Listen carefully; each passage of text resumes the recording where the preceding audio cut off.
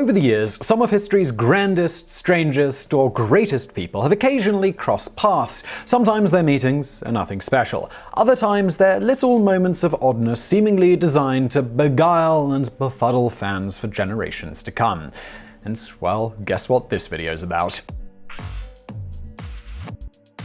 Number 10. J.D. Salinger was dumped for Charlie Chaplin. In 1941, J.D. Salinger was a 22-year-old kid about to be sent off to war. He was still a decade away from publishing his seminal novel Catcher in the Rye and wasn't yet displaying any of the traits that would mark him out as a literary genius. Charlie Chaplin, on the other hand, was one of the most famous men in the world. Aged 52, had just finished his career-defining sound comedy The Great Dictator, mocking Adolf Hitler. The two men were, at that time, so far apart in terms of achievement that even imagining them in the same room is sort of impossible. But Chaplin and Salinger did more than just meet. Days after Salinger was sent to war, Chaplin stole his girlfriend. At the time, Salinger was seeing Una O'Neill, the daughter of playwright Eugene O'Neill. She was a mere 16 years old, awkward enough for a 22-year-old Salinger, and crazy young for a middle-aged Chaplin. Yet Una and Chaplin wound up marrying and staying together until Chaplin's death. Salinger, meanwhile, was driven by their breakup to start writing Catcher in the Rye.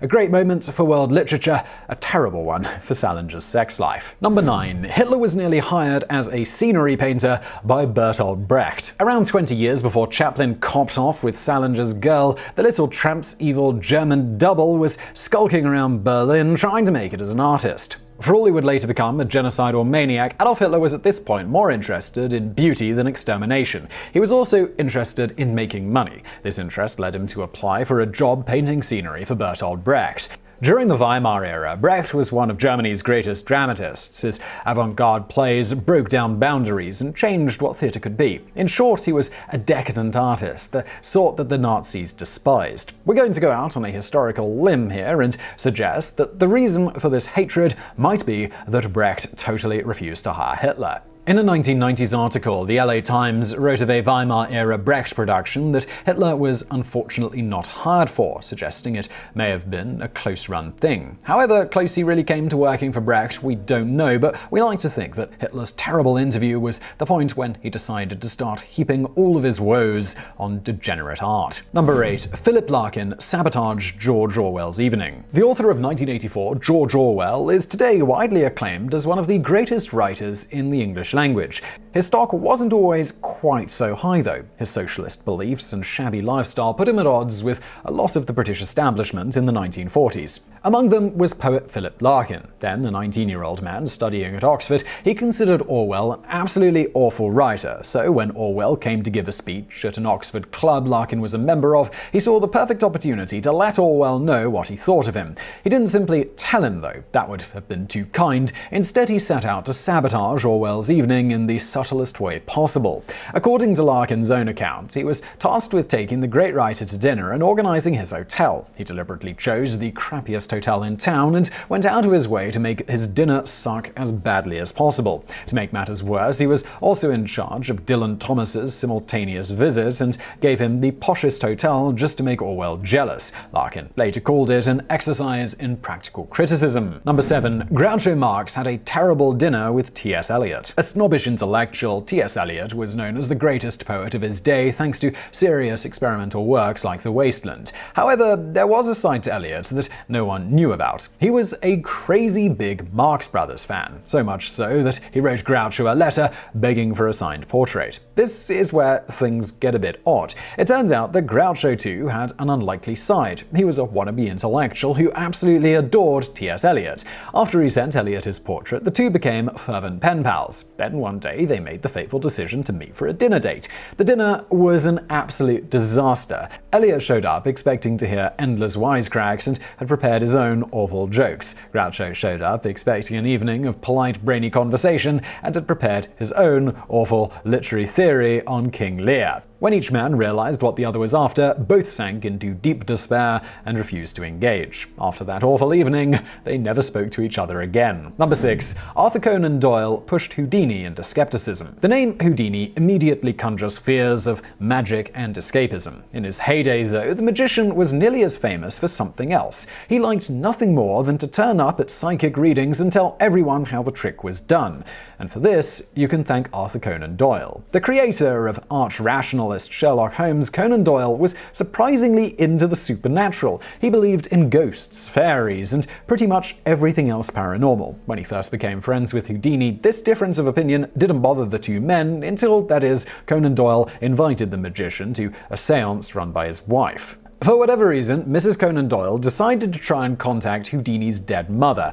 That was a bad move. Houdini could see right through the cheap tricks that she was using and was deeply insulted. It didn't help that Conan Doyle's wife produced a letter written in English and told Houdini his mother's ghost had written it, despite Houdini's mother knowing nothing about the language. Although Houdini didn't say anything at the time, the pair later publicly fell out over spiritualism, ending their unlikely friendship. Number 5. Orson Welles met Hitler and didn't realize who he was. Brecht isn't the only celebrity who once had a run-in with Germany's most notorious dictator. Before the Nazi Party took power, young Orson Welles was on a school trip to the region when the teacher decided to take his class to a nearby tavern. It just so happens that the tavern was being used as a hall for speeches on fascism and racial purity. As you might imagine, because of this, the Nazis were present. According to his own account, Orson Welles was ushered in and given a seat. It just so happens that the guy he was sitting next to was Adolf Hitler. Incredibly, Welles later claims that sitting next to a genocidal maniac was deeply boring. Apparently, Hitler had so little charm or personality that Welles couldn't remember a single detail about him. It was only when the Nazis rose to global prominence over a decade later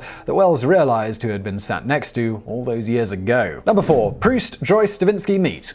All hate each other. You'd be hard-pressed to imagine a more stellar gathering than the one that took place in Paris on May 18, 1922. Two arts patrons invited the writers Marcel Proust and James Joyce and the composer Igor Stravinsky to come to a 40-person shindig together. It should have been one of the greatest meetings of minds in history. Instead, the three geniuses utterly hated each other. The trouble began when Joyce rolled in, blind drunk at 11 p.m., wearing disheveled clothes. He promptly fell asleep with a glass of champagne in his hands. Meanwhile, Proust cornered Stravinsky and tried to get him talking about Beethoven, who Stravinsky hated. The two fell out, and Proust went and woke Joyce to talk to him instead. Almost immediately, they fell out too. Joyce apparently wanted to smoke and talk about pretty girls, while the homosexual Proust would rather eat truffles and talk about duchesses.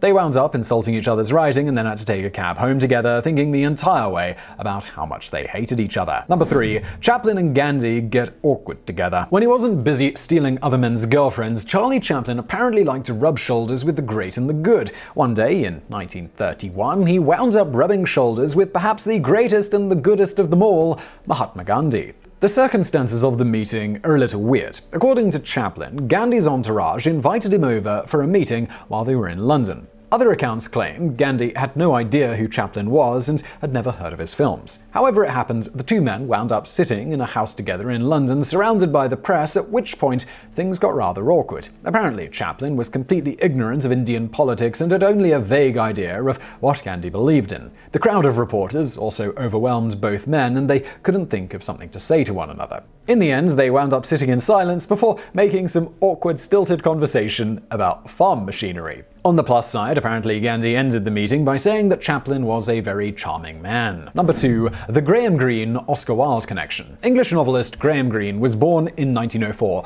Oscar Wilde died in 1900. The laws of basic physics would say that they never met, and that's certainly true, and we're not going to con you here, but Wilde did once meet Greene's father, and the story is so good that we thought we'd share it anyway.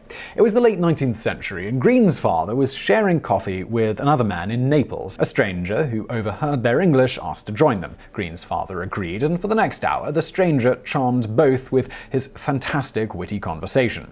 As the minutes danced by, he ordered more and more drinks, each of them increasingly expensive. At long last, he got up and gave a flamboyant goodbye and left. It was at this point Greene's father and his companion finally clicked that they'd been talking to an exiled Oscar Wilde. It was also at this point they realized that he hadn't left anything for his drinks. The famous playwright had stiffed them for the bill. Recounting the story in one of his books, Graham Greene took a kinder view. Referring to Wilde's sparkling conversation, he claimed that the impoverished writer had been paying for his drink in the only currency he had. Number 1. J.M. Barrie's All-Star Cricket Team. You're probably aware of fantasy football, where players can create teams composed of history's greatest players. You may not be aware that its literary equivalent once really happened. In the early 20th century, Peter Pan author J.M. Barrie decided to create a literary cricket team. It comprised of some of the biggest stars the world has ever seen. Known as the Allah Akbaris, after the Islamic cry Allahu Akbar combined with Barrie's surname, the team was captained by Barrie. Sir Arthur Conan Doyle was the superstar bowler. Winnie the Pooh creator A.A. Milne shared batting duties with Jeeves and Wooster writer P.G. Wodehouse. Rounding out the team was Three Men in a Boat author Jerome K. Jerome, along with two now-forgotten genre writers who were massive in their day, A.E.W. Mason and E.W. Hornung. The rest of the team was filled out with politicians and local bigwigs, including the government official who tried to crush the Irish Easter Uprising in 1916. Crazily, the team could have been even bigger. Both Conan Doyle and J.M. Barrie were acquaintances of Oscar Wilde, who sadly died just before the team was formed. To us, the idea of all these British and Irish superstars enjoying a jolly game of cricket together of a summer's evening is just rather lovely. So I really hope you found that video interesting. If you did, please do hit that thumbs up button below, and don't forget to subscribe. We got brand new videos just like this every day of the week. For more from me, why not subscribe to another channel I do called Today I Found Out. I will link to that below. And as always, thank you for watching.